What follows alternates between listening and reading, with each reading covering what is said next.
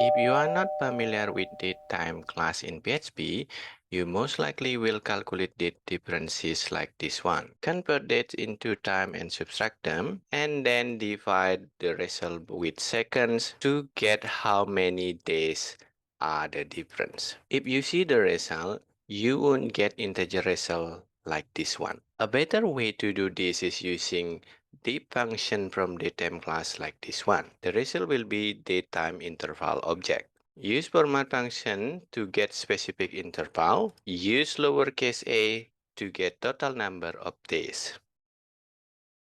Use lowercase h to get number of hour. You get decimal number here because it is 18 days 13 hours. You also could get values from year to hour like this one. The result will be 0 year, 0 months, 18 days 13 hour.